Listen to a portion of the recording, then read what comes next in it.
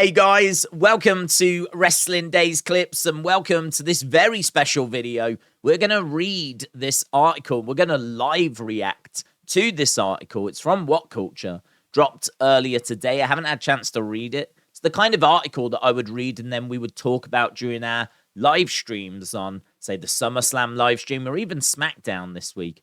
But I haven't had a chance to read it yet. I thought it might be fun to try something a bit different, and that is go through the article and talk about it as we are reading it. So you can see the article is called WWE Summerslam 2023 10 Nightmares That Could Come True. Let's see what these nightmares are and if we agree or disagree. So the first nightmare is Ludwig Kaiser turns on Gunther.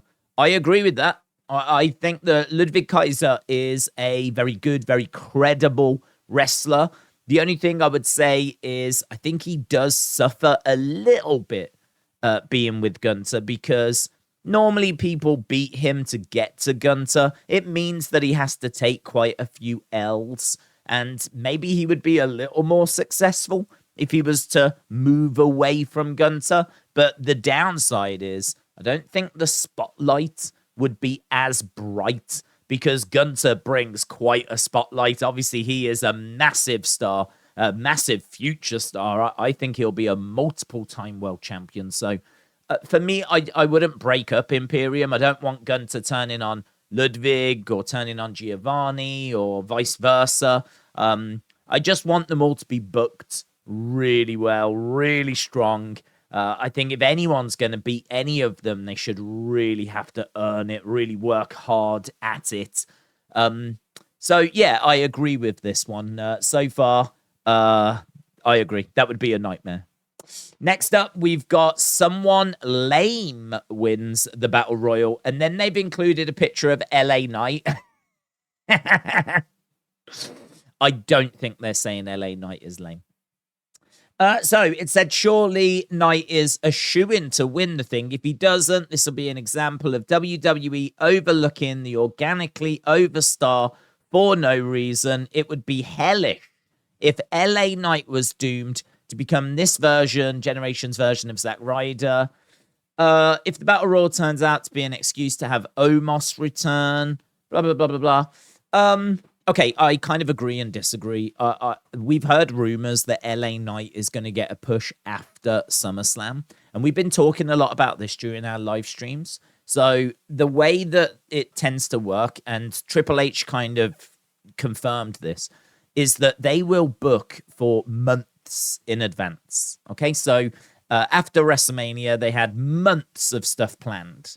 And so the problem is if you've got someone that grabs people's attention that you didn't expect them to grab people's attention, it's very difficult to move around the plans. You've kind of got to wait for the next window. That next window seems to be after SummerSlam.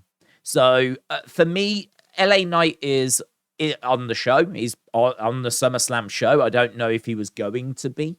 I don't know if this Battle Royal was always planned. The winner of this Battle Royal could have something massive set up for the next stage, and they might have to win this Battle Royal in order to further their story. So, you know, if LA Knight doesn't win, I just don't subscribe to this kind of burying him stuff.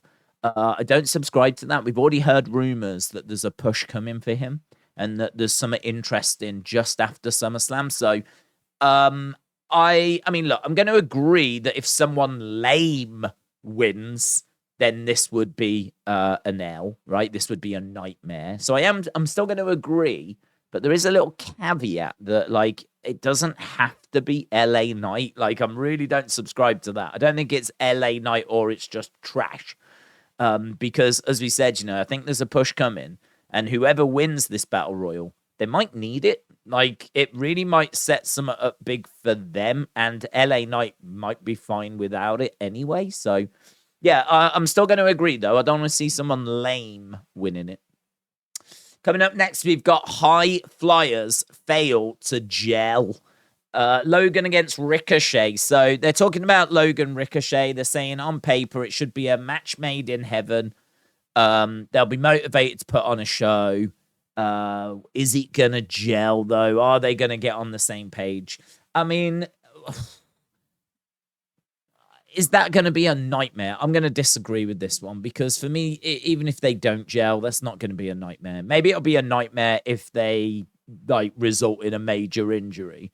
We all saw that Spanish fly to the outside at Money in the Bank that didn't go to plan. So, if it's that they don't gel and it results in a major injury, then yes, that's a nightmare. But if it's just a case that they didn't gel and it turns out to be a, 2-star match rather than a 4-star match, is that a nightmare? I don't know. Maybe I've got a different definition of nightmare. So I'll give them half a mark for this one because you have always got the risk of injury. So I'll give them half a mark for this one. Ronda Rousey wins on the way out. It remains to be seen whether this will be Ronda's last match or not. There are those that are thinking that she'll beat Shayna Baszler before putting her over in a rematch later. What a waste that would be. Ronda doesn't need to pick up wins at SummerSlam. She's got nothing to prove. That's got to change. Would it be a nightmare if Ronda won and then they did a rematch and Shayna won? I'll give him another half a mark. I don't think it would be a nightmare because I could understand Shayna having to go away and dig deeper to get that win. Beat him. Ronda shouldn't be that easy. Ronda has been one of the most protected people on the roster. So if I agree that Shayna should win, and Shayna is my prediction to win. But if Shayna doesn't win, as long as that's not it and Ronda goes, right? Because that would be the nightmare. If it's setting up a rematch, a higher stake rematch, a loser leaves WWE rematch, that could be a way that we get to that type of a match. Loser leaves WWE. And maybe we don't get there unless Ronda wins this first one. Shayna can say, I know I can beat you and I'm willing to put my position on the card, on the roster, on the line. Will you do the same? So, yeah, I'm going to give him another half a mark because I think Ronda doesn't need to have a win on a platform like this. But equally, it might be a way of getting us to the rematch and a higher stakes rematch. So I'll give him another half a mark there. Next, we got Brock Lesnar wins the series. Would that be a nightmare? SummerSlam is a crucial event for Cody, and maybe even more than some critics realize. He lost at WrestleMania, but has managed to maintain a babyface connection with the audience. Fans will believe Cody can finish the story long term if he can't conclusively put this series to bed. I disagree. I disagree. I don't think that a loss to Brock in this series is going to be a nightmare. I mean, I feel like Brock's very similar to what we just said with Ronda. Beating Brock is hard, really hard. And actually, what if he loses this series, then, goes on to win his next feuds, builds up towards WrestleMania, wins the title at WrestleMania, and then bang, here's Brock, the person he couldn't beat, the person that he didn't get the better of, to challenge him for the title. Actually, from a long-term booking point of view, that would make a lot of sense. So I have to disagree here. I don't think this would be a nightmare if he was to lose this. There would be plenty of people that would say, what was the point in that? There'd be plenty of people that would come out and say that. But if it's going to be a case that Brock will be a challenger to Cody when Cody wins the title, and then we can call back to the fact that Cody couldn't beat Brock in this feud, in this series of matches, that would be the point. That would be the point right there. So I'm gonna disagree with that one. Io Sky's Money in the Bank flop. Okay. Are we saying that she cashes in and doesn't win? It's Asuka, of course. Many in the company, they're pushing the champ, blah, blah, blah. EO Sky, pushed one side. It would be awful if she cashed in and lost. I'll agree with that. Yeah, I agree with that. She is very interesting. She is someone that I think could have a great match with Asuka.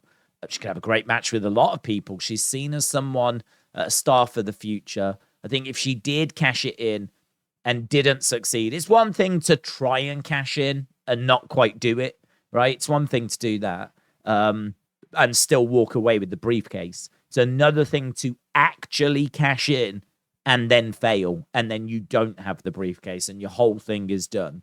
So I don't mind seeing her come down trying to cash in and not cashing in, but I don't want to see her cash in and then fail. I'll agree with that. Yeah, I think that would be a nightmare. Charlotte Flair wins more gold. Would that be a nightmare? I'm going to agree again, I think, here.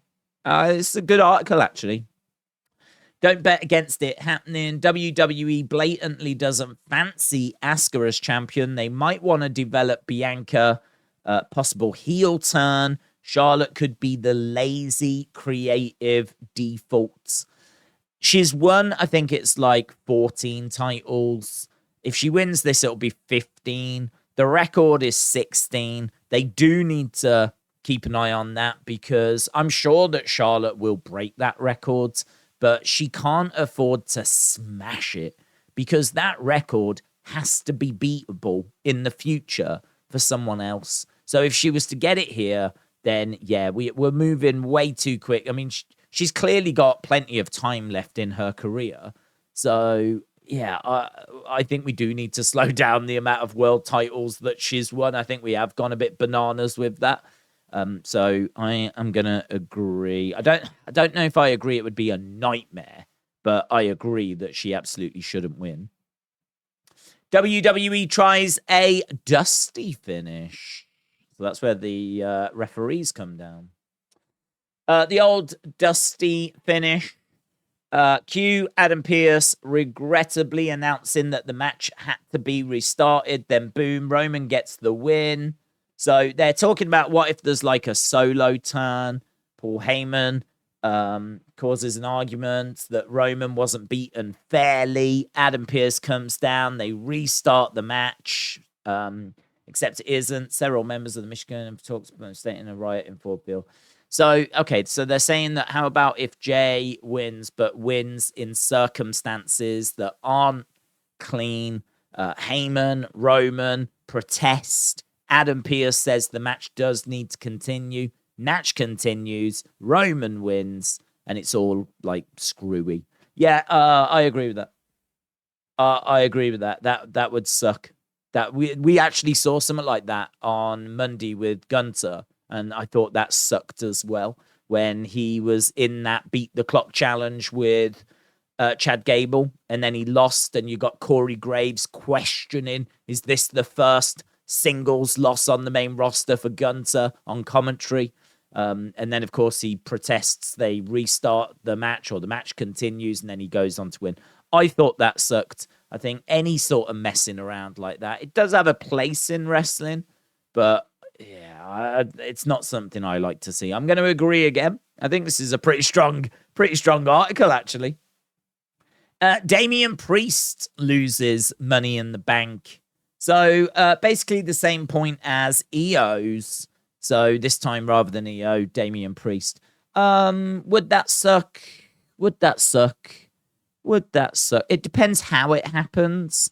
Because if Finn costs Damian, and then it leads to Damian Finn feud, I don't mind that. I've got a few question marks as to whether Damian Priest is quite ready to be a world champion. And don't even get me started on him cashing in on a mid-card title. No one cares about that. It's one of the stupidest rules, right? So, yeah, I don't think it would be a nightmare if it was done the right way.